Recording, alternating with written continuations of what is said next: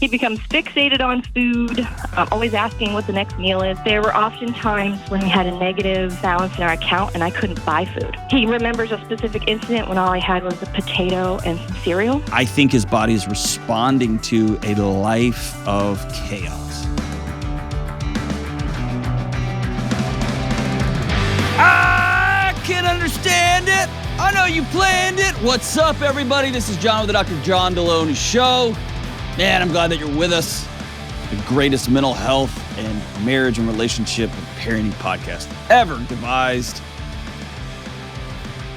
Probably not, but we're going with it. I'm so glad that you're with us. On this show, we talk about everything, and it's not at you, it's with you. And we grab a seat, pull up a chair, pull up a bar stool, and we figure out what's the best right next move for you to make. And so I'm so glad that you've joined us.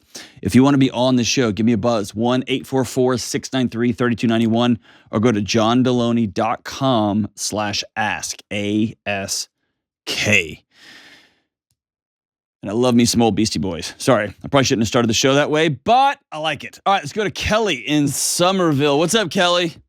Hi, Dr. John. How are you? I'm fantastic. How are you? Dude, that's so much better than I am. You just made me go from to pretty good.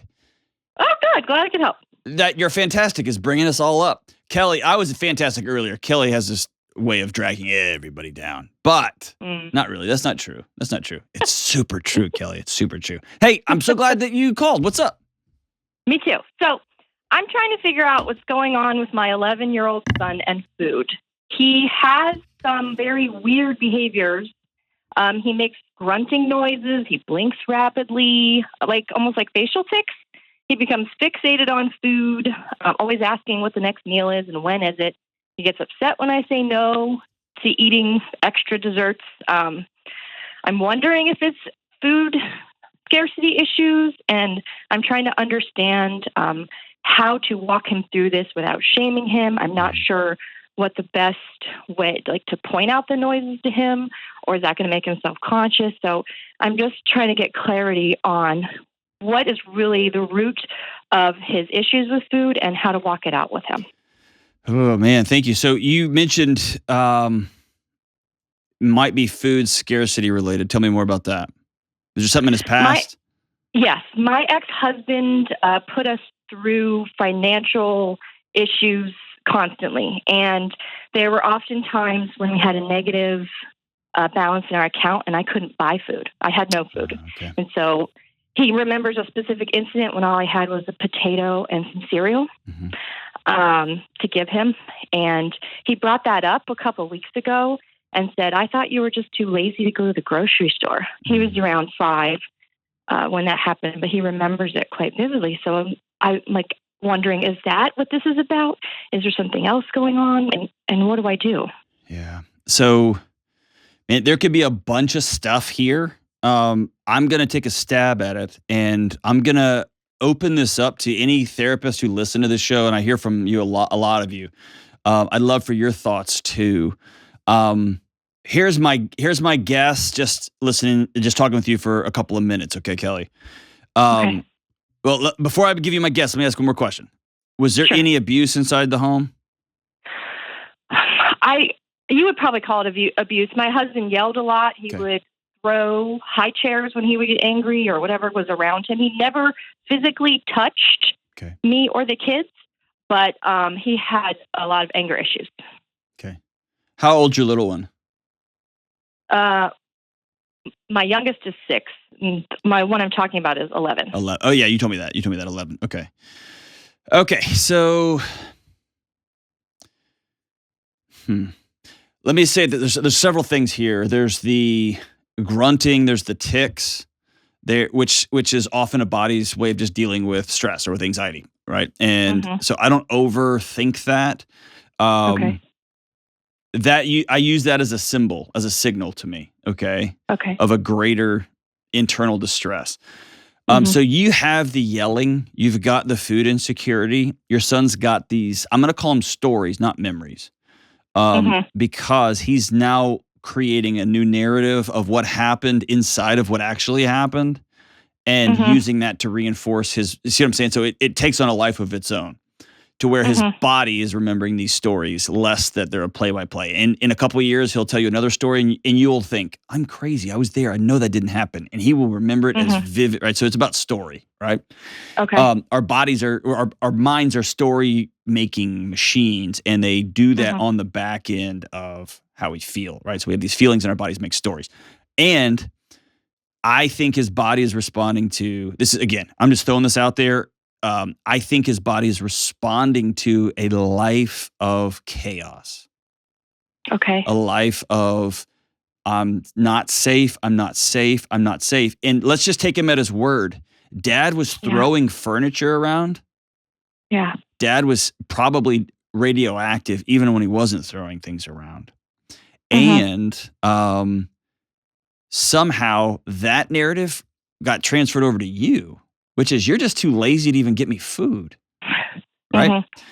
Or more importantly, and this is where I'm going to say this out loud, guilt is okay, shame is not okay here. Don't take this on, but it's often, it's not uncommon for a kid to ask, why didn't you get me out of there?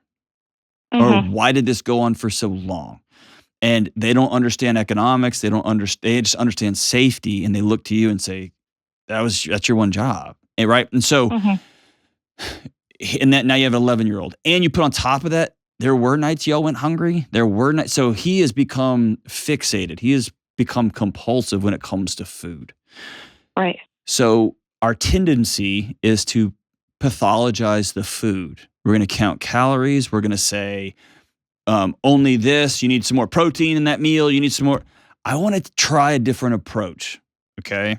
Now, I'm going to say this for a third time, and I won't say it again. All you therapists out there, if you're listening to this going, no, you let me know, write in, and we will, I'll say, hey, I was wrong on this, and we'll change it on the show. But here's what I want you to do. I want you to change his context to his relationship to you and to the entire food ecosystem. Here's what that means. Okay. Take him shopping with you and give him 5 things to pick out. Okay.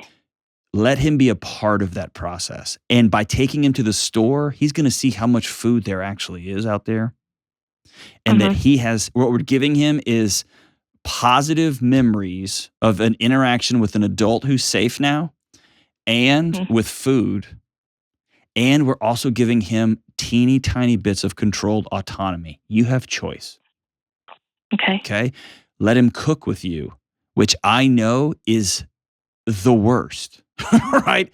He loves to cook. He loves it. Awesome. Buy him a couple of cookbooks, not internet recipes. Buy him a couple of cookbooks, or let him pick out a couple of cookbooks. What are you interested in? And read them with him. Lay on his bed with him and flip through the pages and look at them. We call them like, it's like food pornography, right? It's just like these glossy, beautiful, stunning photos of food that is not real, but it just looks so good. Lay on his bed with him there. Let him help you organize the fridge. Like, sit down, like, hey, where do you think the milk should go? Where do you think the egg should go? I want you to help me with this.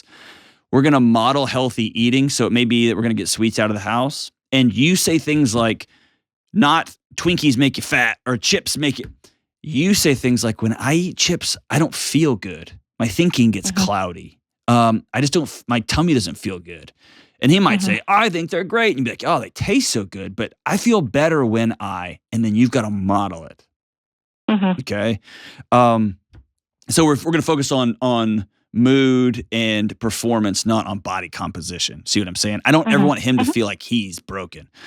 And then I'm going to do this. I'm going to send you the questions for humans cards with the kids. And here's why. Awesome. I want you guys to slow down at family meals. And if you're not having family meals, that's all got to change. You got to, okay, good. You got to start doing that. But I want y'all to slow down. So maybe it's, as a family, we take one bite and then we put our fork down. And then we're going to answer one card. And we're just going to learn how to slow down. All of this is creating an ecosystem of safety. And this is my sideways way of getting you to slow down and be highly intentional and not being filled with guilt and shame. Because you are, right? Yeah. Oh, yeah. Yes. Okay. So I want you to take these tools as an entry point into a brand new relationship with your 11-year-old.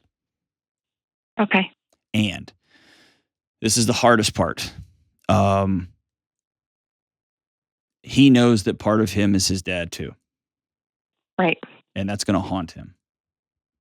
So he needs to know extra that he is loved and that he's got value and that he's smart and he's capable. And all of these things are a way to change the entire environment around food. Okay. Okay. I also know the lion's share of this falls on you, and you probably don't have a lot of free time. You probably don't have a lot of free extra money laying around. And I understand that this burden disproportionately is something you got to carry. Or if you heard me say everything, you called to ask, how do I help him have a better relationship with food and just stop being so anxious? And my answer was, you have to change your behaviors. See what I'm saying? Sure. Because he's just a kid absorbing that home. Yep. Ticks, quite honestly, unless they are, they keep him from having normal functioning. Like he is chirping really loud or he's grunting to the point that people in the restaurant are turning to look. I would give that a season, 60 days, 90 days, working on these other things and see if that doesn't begin to heal itself. If it doesn't, then it's time to go. You get to talk to somebody. So how does that all sound? How does that all sound? Worried about. It sounds amazing. Okay. I'm more worried about like middle school and kids making fun of him. Absolutely, yes. And it's okay to say not at the table. Okay. I don't even think he knows he's doing it. Yes. And it may just be parental awareness. Hey, you're grunting at the table. What do you mean I'm grunting? Okay. You're making this noise. And it might just be somebody pointing it out to him in love. And you can do it with a smile on your face in a way that he knows it's not, I don't love you less. Just stop doing that. Okay. You know what I mean? Okay. Yeah. And here's another thing. It's okay to say no. He needs to hear you say no and have healthy boundaries. So if he says, I need ice cream, and you say, we're not having ice cream tonight. I'm the mom, and we're not having ice cream tonight. We'll have ice cream once a week on a special night if fill in the blank happens. And he gets mad and throws a temper tantrum's upset. That's okay. He does. He wanted 2 popsicles, and I said no, and he got really angry. That's right. That's okay. That doesn't mean you did something wrong. And he has to, his anger is okay. He's allowed to get angry. He's allowed to have his feelings, but he can choose to not have any more popsicles for the rest of the week if he says ugly things. Right. That's a choice he's making. You're not punishing him with food. You're saying, hey, if you choose to yell and scream and say something ugly or throw something like his dad was doing, he learned this, by the way. You're choosing not to have popsicles. Don't do that because I love giving you popsicles. One of my favorite things. Right. Don't make that choice. And then he's going to see, hold my beer. I'll see if she's really telling me the truth. And then you got to decide, are you actually going to do that or not? Is that fair? Right. Yes, absolutely. I think that you can transform this entire relationship. Okay. I may be way out to lunch, and I'm okay with being wrong on this. If this was in my house, this is right where I would start. Okay. And by the way, I'm a kid that grew up with a lot of tics.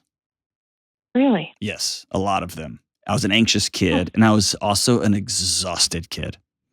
And so I blinked a lot. I would grind my teeth a lot. I would pick my fingers a lot. Like I had a lot of little tics. My friends used to make fun of me. I used to pop my neck a little bit. Like I had all kind of weird stuff. And my buddies used to make fun of me about it all the time, which, by the way, that was their job. They were just being kids. Right. But as an adult, I've been able to track it back almost directly to a lack of sleep. And when I just get off the rails with what I'm eating and I don't move my body, then, man, I start blinking again real hard and I start cracking my neck again. All the things come back from when I was a kid. But it's not the tic itself. It's just to me, it's just an alarm system. Okay. Saying you probably need to get some rest, dude. You're starting to, I call it my clicks. You're starting to click a lot again.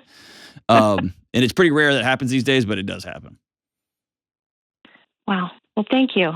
Is that cool? This is very helpful. Yes, this is amazing. Okay. And you are the greatest mental health podcast. Yes, I knew it. If you say it long enough. Okay. Hey, but hear me say, I'm 100% open to being wrong on this. I would love it if you really gave this a go for 30 days and you holler back at me. Okay. I'll even have you back on the show and you can say, I did this and this and this, and you're an idiot. This did not work. Or this did and this didn't. And here's why. It may not be food for some parents. It may be clothes. It may be, I don't like these shoes feel weird on my feet. It may be any number of things that become moment of focus and control for a kid, because that's all they can control in the world. It's this tiny little thing. And they're not doing it to be mean. That's just their bodies have wrapped themselves up in this one decision because everything else in their life is chaos. And so if this works, man, that we could be onto something. Is that cool? Yeah. Yes. Thank you so much. Your little one's really lucky to have you. Thank you. Are we done with the shame? Yes. Promise? Promise. So dumb. It's not that easy, I know, but we're done, right? We're done. Yes. Awesome. You are the best, Kelly. Let me know how that goes, and I look forward to hearing from you. Hey, everybody. We'll be right back. Hey, good folks. Dr. John Delony here. Can we all just take a minute to take a deep breath? There's a lot going on in our homes, our neighborhoods, and across the world, and it might be stressing you out. I know I'm more stressed than usual. But remember, we've been through seasons like this before, and the best thing we can do is to focus on controlling what we can control.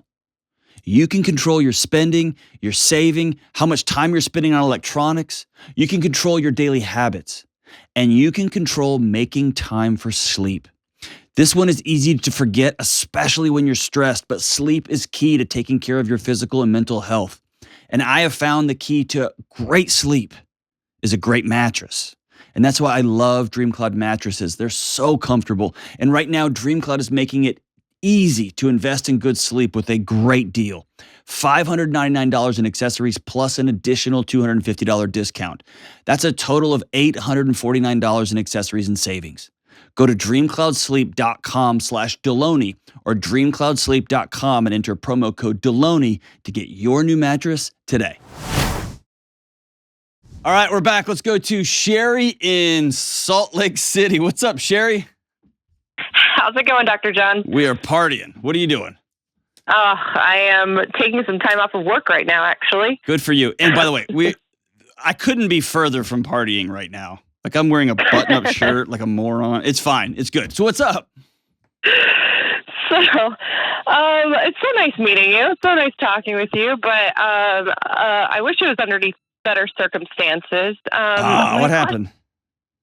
So my question for you is how do you forgive yourself and move on from the guilt and shame of past mistakes? That's a great question. I'm not great at this personally. I can give you all the academic answers. I'm not very good at it. So the natural question, I probably wouldn't ask you this in a counseling session in the way I'm going to ask it now, but it just makes for better radio. Okay. What'd you do? Almost 3 years ago, I had a series of affairs. Okay. Two of which that were back to back. One, I'm actually currently with the third one. And my husband and I at the time were just not doing well. We weren't emotionally connected. I had a ton on my plate. In fact, looking back, I'm like, wow, were we ever emotionally connected? At the time, I was working two full-time jobs. He was working full-time as well. I was homeschooling our special needs kids. I was maintaining the house. There was, cooking, cleaning, laundry, just budgeting. If the car broke down, that was on me to go and get it fixed. He would take the good car to work. I would have to somehow figure out how to get the bad car to the shop. I was actively volunteering in the community. I was, volunteering at my church. And unfortunately, we had also moved to a new area where I didn't have any friends. And, we would talk about things, and I would say, hey, I really need some help. And things would get better for maybe a week, and then they'd go right back to maybe him providing about minimum effort in all these different areas. And it just wore on me, and I'd have to say that I got in a pretty good cycle of guilt and shame of not being able to be successful, as much as I'd like to be in these different areas, and I don't like the way that things ended. But they did end. We did end up in divorce, and I feel tremendous guilt of breaking, essentially. And I know these aren't, to me, these are not excuses. This is just context of sort of what happened. And, and even though I know that we were heading for disaster, that communication was just non-existent, basically. We weren't hearing each other. We weren't supporting one another the way that we should have. I just hate the way things ended between us. And what I'm finding is that it's blocking me from being able to give 100% in my current relationship. You haven't dealt with the core issue. After Okay. all this time, you still haven't dealt with it. Do you want to know what it is? Do tell me. Well, there's two big glaring things, and if you go watch this on YouTube when it comes out, you'll see I just took a bunch of notes while you were talking. Two big glaring things here. Number one, you are trying to make me okay, but you keep speaking in terms of what we were doing. And until me takes ownership of what me did, there's never going to be congruence. Does that make sense? And so all of your discussion of what happened was, like you said, it was a good context, but it was never, and then I went and did this. And then I went and did this. Not saying that I 100% know how you got there, right? But part of forgiving yourself is owning and acknowledging reality. And I don't think you've done that. Maybe you have, and it's so painful because you've got to deal with you that it's just tough to go there. And that leads me to number 2, which is the overarching underneath. And this is the big entire neon sign. Is that cool? I don't think this had anything to do with your husband, had anything to do with your special needs kid. You didn't like who you were becoming. You didn't like who you had become. The first time you met somebody new, how about this? Walk me through how you met that person. I met them through work. Okay. And what does that mean? So you just like somebody you saw in the hallway and you kind of laughed and it's kind of funny? Just striking up conversations. I was remote. So, striking up conversations and, the conversations were very light. I've had a lot of guy friends throughout my life. And so I didn't think anything of it, and I feel like it sort of snuck up on me, to tell you the truth. Absolutely. I don't think for a second you set out to find a replacement. So take me from light, it's funny, you think of a funny joke, or you send a funny emoji and he writes back like that, like LOL, like in capital letters, like it actually made him laugh in real life. And that felt a little bit good. And then like he answered something in a Zoom chat. You're like, that guy's smart. Like walk me through exactly how you ended up where you were. To the point that y'all met in person the first time. Yeah, I'll try my best. It was so long ago. Or at least it feels so long ago. Hey, in all honesty, I think you know exactly. I think what it was we would chat again, like you said. Someone found me smart. Someone found me funny. Someone wasn't demanding something or expecting me to go above and beyond what I had in me. And it was refreshing to have someone to sort of relax with. And what allowed you to relax? Because by the way, this is all happening on chat. So most of this is happening inside your head. Most of this is a fantasy until y'all met up. Yeah. Right? Like you were creating this world. I'll just cut to it because we can do this for a long time.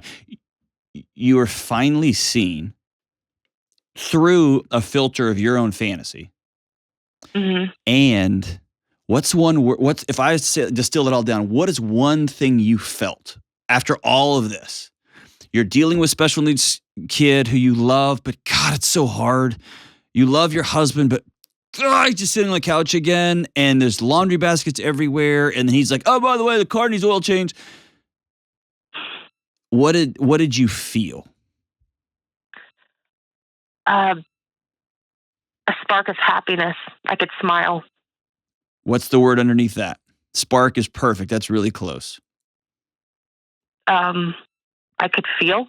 Yes, you felt alive. Yeah. Again. Yeah. And so how did y'all meet up?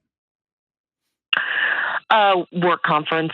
Okay. Just ended up having to go to a work conference. And we planned it beforehand. Okay.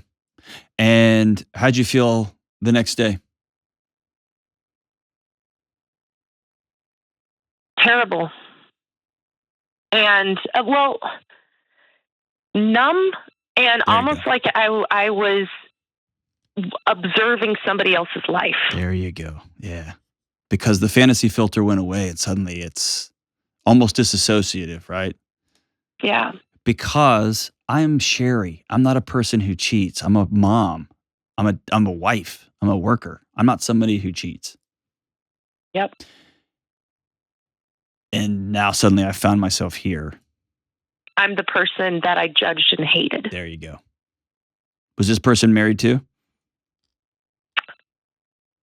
I don't think so. Okay. And what led to number 2? First one stopped contacting. The contact just went way down. Like you said, I think the fantasy just went away, and my ego was hurt. Okay. And basically reached out to the next person who would give me attention. Okay. But you realized the person was a proxy for the feeling of being alive. Yeah. And so absolutely. Globally speaking, the challenge in any sort of romantic relationship is how am I alive in this relationship, and how do we help keep each other alive? And that sounds codependent, and that's not what I mean. What I mean is, how do we keep this fire moving, and not like a fire, not like that, but how do I stay alive in this thing? And it's almost always through letting your needs be heard and having strong boundaries and having another partner that's going to play along. And you didn't have that. Mm-hmm. And now you're in a situation. Was the person you're with now, were they with somebody else? They were at one point with somebody else. Okay. So the reason that relationships on the back of affairs are a mess is, at the core, both of you know what the other person's capable of. And it's very hard to put both feet on the ground when you know. Mm-hmm. Right? And so it takes some... And the worst part is trusting myself. Yeah, right? that I was going to say. Now I've seen now I've seen what I'm capable of, and it's like I didn't even it's like jumping out of an airplane. It's like I'll never do that, and then all of a sudden you do, and you're like, well, I can. Now I can. Now I know I can. And it's scary as hell. It is. Because you don't know who you are anymore. Yeah. And you're trying to forgive something that is a vapor, because I don't think you've sat and grieved the loss of your marriage, the loss of the vision of what that was. Because when you married that guy, y'all had plans, right? Yep. We had a lot of them. Yeah. And when you had a child with special needs, you loved that kid and you grieved that too, because that wasn't what you drew up for 9 months, right? Not at all. And then you had this life that you had not planned, and here it is. And he went 1 degree left and you went 1 degree right, and you woke up a few years later and you had no idea where that dude was, because y'all were both on the other side of the planet. Yeah. Right? So it was more like I had woke up one day and realized I had plans, and he was just along for the ride. Yeah. And But it's both and, though. Because if I sat down with him, I could almost guarantee you he would say, dude, she didn't listen to a word I said. I just sat here and she ran through everything because she was this, she was that, and had to be this way. So I just unplugged. I'd almost be willing to bet that's what he would say. Yeah. Is that true? Maybe.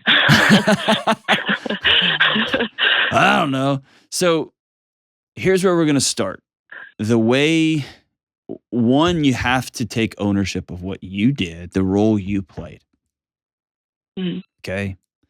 I have to own this. I've got to take blame out. Blame is contextual and it's good, but it doesn't solve any problems, doesn't help. Yeah. I got to own what I did. I've got to own that I was capable of doing something that I despised in other people, yet here I am. So the word is ownership, ownership, ownership. This happened, period. The other thing is, when you started telling me what happened, I wrote down, you are still in disbelief. I can hear it in your voice. You still can't believe you did that. Yep. You cannot go back and edit sentences that have already been written. Unfortunately. Right? Yeah, it is. It is. And it's heartbreaking and it's sad and it is, but it's also the path forward to healing.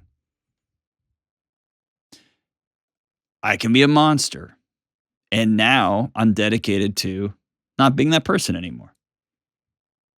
I wish it was more complicated than that, but it's not. After you grieve this and you take full ownership of your role in this, the context, again, it's important, but it's over now.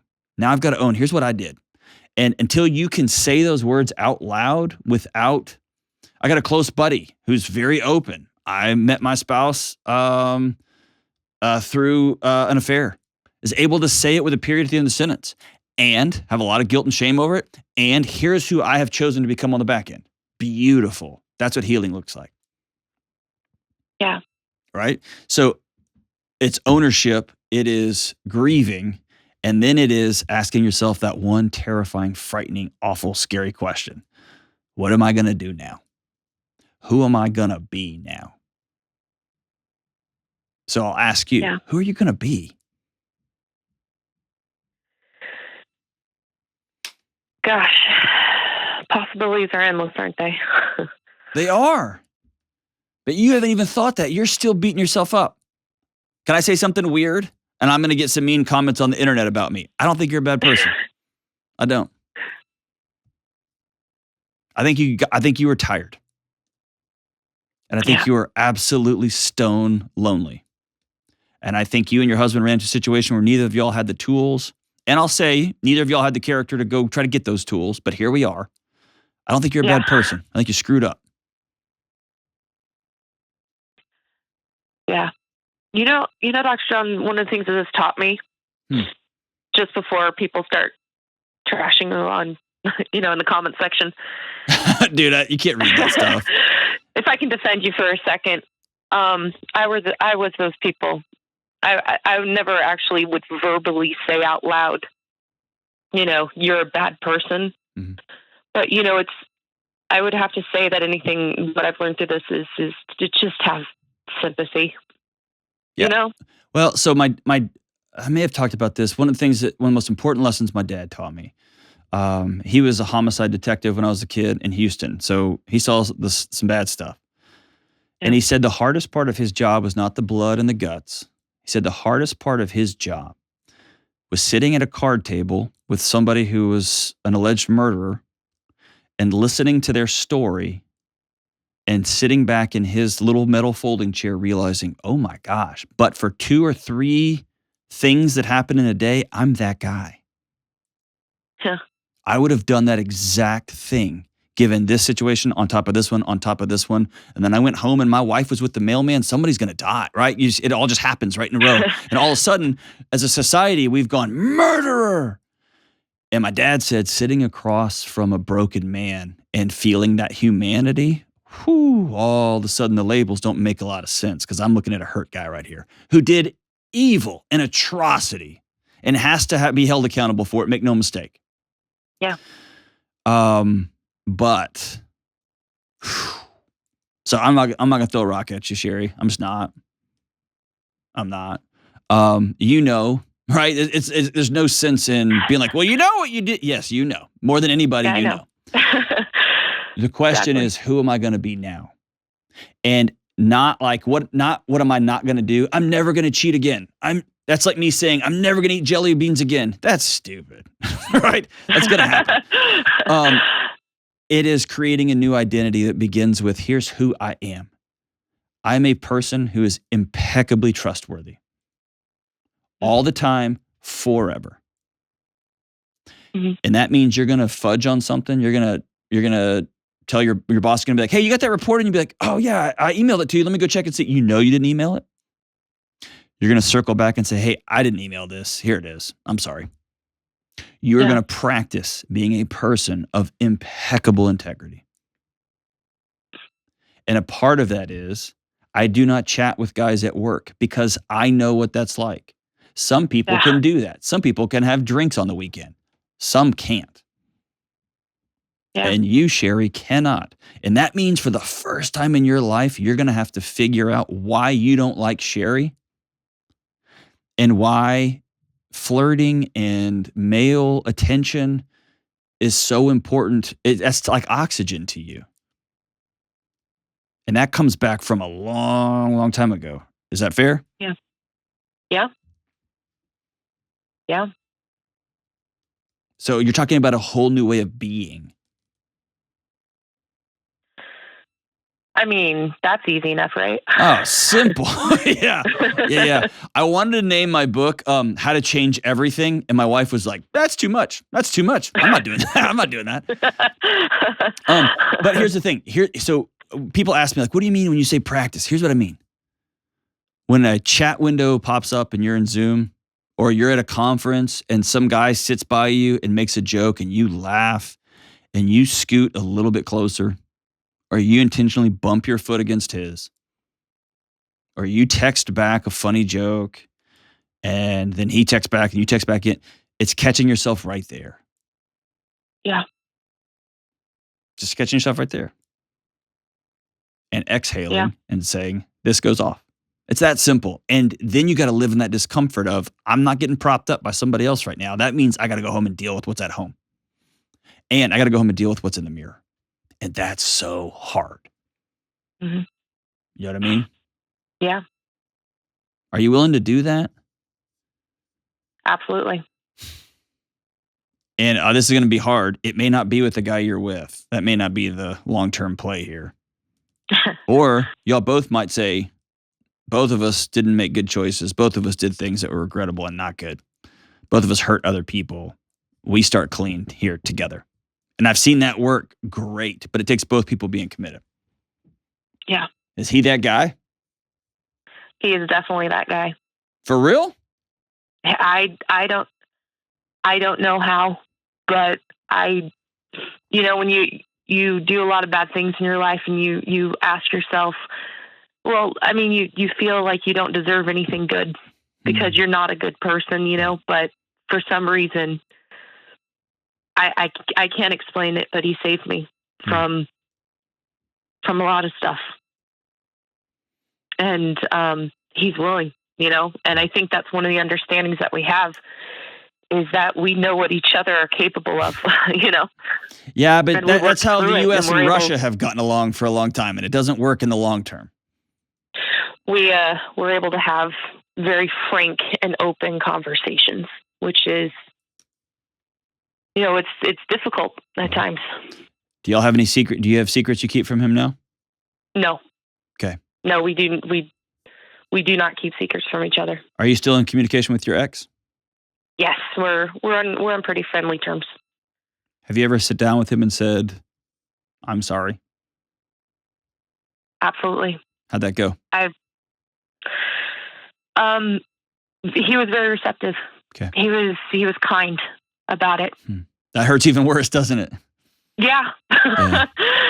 makes you feel even worse about yourself. It'd be fun if you flip the table over and was like, "Oh yeah," and you can feel justified, like, yeah. Exactly. It sucks when the people we hurt have super high character and integrity, doesn't it? And are kind, yes. Yeah. Here's your homework assignment. Are you ready? Okay. I want you to write a letter that begins, "Dear Sherry."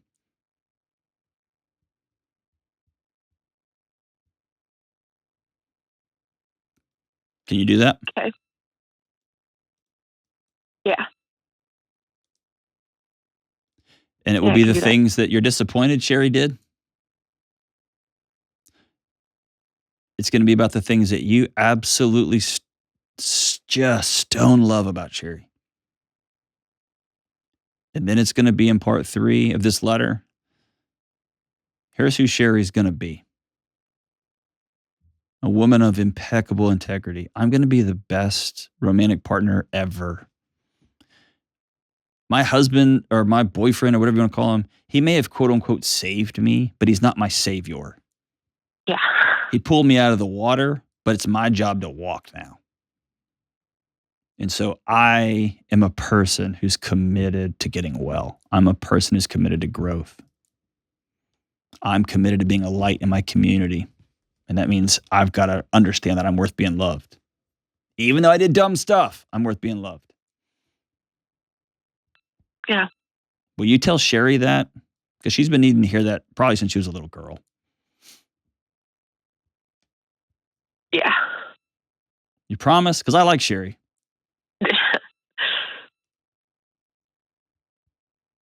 Promise? Yeah, I can do that. Okay. I promise. And I will say this again to people watching and listening. We're not throwing rocks on this one. Because for those of you listening, to statistically speaking, this is a lot more of you than y'all want to admit. And y'all may not have made the final plans like Sherry did, but you thought about it. You gotten close. Or you're roommates with the person you're married to, and it's been a long time.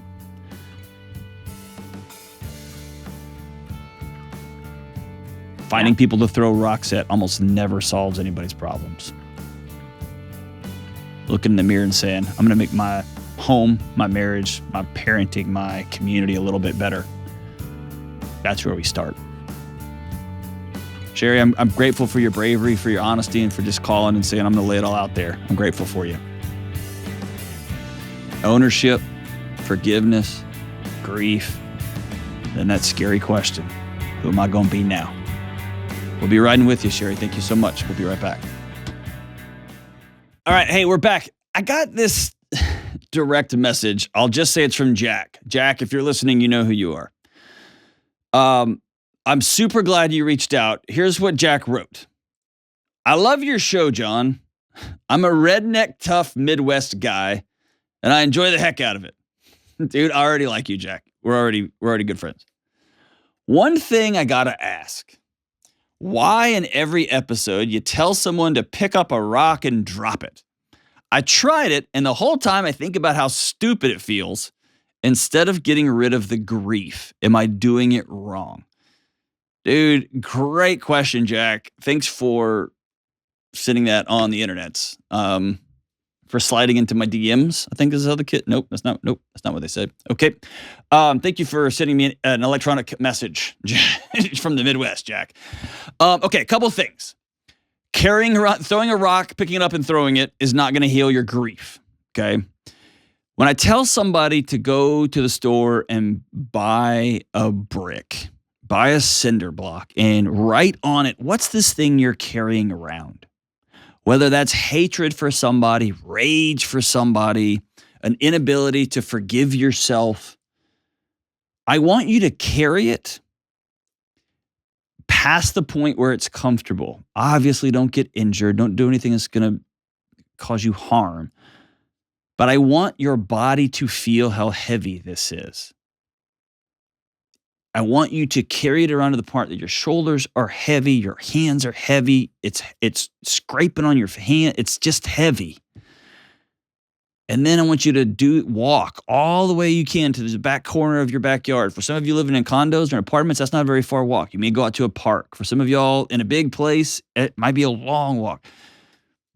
But the whole thing is a miniature pilgrimage from where I am right now to I am going down and I'm going to set this thing down. And when you set it down and you stand up, that lightness, that freedom feeling, I want your body to get a tiny little glimpse of what it's going to feel like when you're not carrying around somebody else's anger, when you're not carrying around somebody else's bad decisions that they made, that you still hate that drunk driver that took your dad 14 years ago or 7 years ago. That anger and that rage is not helping your dad come back. It's not further punishing the drunk driver. It's just making your life more miserable. And so, Jack, dude, it's just a metaphor for how heavy these things are that we carry. We don't realize that the poison that we carry has a physiological consequence. Every time we spin up and think up about that drunk driver, our body starts the threat response system again, and let's dump cortisol and adrenaline into the bloodstream and get this sucker fired up again because we got to fight or we got to run from something, and there's nobody to fight anymore. There's nobody to run from. You become your own worst enemy.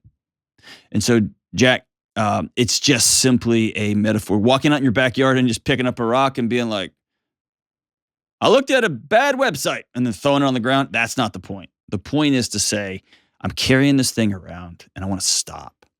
And it also is not going to assist with your grief at all. In fact, it will amplify your grief. It will free you up to finally feel. I'm trying to think. Sometime whenever I go rucking, I've got my Go Ruck bag and I've got it filled with some weights, and I go walk. It's so heavy, and all I can feel are the straps in my back. All I can feel is my shoulders tense and me hunched over. It's just so heavy. I don't feel how much my feet hurt and how much my knees hurt until I take it off. I drop that thing, and then I realize, oh, that's how tired I am. Oh, that's my knees are, God, I need to stretch, whatever the thing is. Then I can finally feel my entire body. But until I take that backpack off, I'm just feeling where those straps are digging in. And so we often carry around anger or rage, and we think it's just them. It's just them. It's just them. It's us. We're the ones paying the price for that hatred, that rage, that frustration, that lack of forgiveness. It's us. And so really, it's just an exercise. It's a metaphor. The feedback I've received has just been second to none. Folks who said, okay, I'm going to do this, and I'm going to set it down. And when it pops back in your mind the next day, you can be like, nope, I put that down in the backyard. I've got a place where I put it down. It's like going to a funeral. I've got a point when I said goodbye to my grandmother. I got a point when I said goodbye to my kids. We had a funeral and we said goodbye. It's that process. So thanks for your question, man. I love you, dude. And I hope you come visit us here in Nashville sometime. I'd love to, I was going to say buy you a cup of coffee, but it's free here in the lobby if y'all ever want to come visit. But thank you so much for that question, Jack. Everybody, you got something in your past that's haunting you that you've done, that was done to you, try it. Go buy a cinder block, pay the money, go through the process, buy it, put a piece of duct tape on it or a piece of masking tape on it, write down what happened, just carry it around with you. 15 minutes, 20 minutes. Some of you may only be able to carry it for 2 minutes, right? And then take it somewhere where it's going to sit down forever. Maybe you go on a hike with it out in a park and you carry it out into the woods and you set it down and say, this is where this is where this gets left forever. And then every time you think of it in the future, you realize, it's already over there. Give that a shot. Let me know how it goes. We'll be right back. Hey, what's up? Now that my new book, Own Your Past, Change Your Future, is out in the wild, we've been hearing reviews and feedback from readers, and wow, I'm so grateful. And one of the things I've been most excited about hearing is that this book is not just for people who are healing from terrible traumatic experience or other big scary things from their past. This book is for everyone in every walk of life. The single 30-year-old looking to sharpen their mind, the 25-year-old hoping to make new friends, the parent who's tired of seeing their kids' eyes glued to a screen, but who doesn't know how to re-enter their life. People coming out of abusive relationships, everyone. And this book isn't me talking at you. This book is me walking with you because I've been there too. To better understand and improve your mental, relational, and emotional health, please check out Own Your Past, Change Your Future at johndelony.com today. That's johndelony.com today. All right. Hey, Kelly, you said you went down a Skid Row rabbit hole? Yeah, I heard a song yesterday on the way home. What was it? I think 18 in Life was on. What a great tune. And then I was just like, Ricky Wait a minute. was a young So then I boy. started pulling up on Spotify more Skid Row, and that's a pretty good rabbit trail to be on. I in my think opinion. Slave to the Grind is one of my favorite records ever. Ever. I just remember being a kid sitting in the back of my dad's car while he was gone. Oh man, that record. And in all seriousness, the top 4 or 5 songs ever. Skid Row's I Remember You, the greatest ballad of all time. It's right up there with Something to Believe In by Poison. But I got to go with I Remember You by Dave the Snake Sabo and Rachel Bolan. Skid Row's I Remember You goes like this. Woke up to the sound of pouring rain. The wind would whisper and I'd think of you. All the tears you cried, they called my name. And when you needed me, I came through. You paint a picture of the days gone by when love went blind and you'd make me see, and I'd stare a lifetime into your eyes so that I knew that you were there for me. Time after time, you were there for me. Remember yesterday walking hand in hand, love letters in the sand. I remember you. Through the sleepless nights and every endless day, I want to hear you say, I remember you. See you soon, everybody.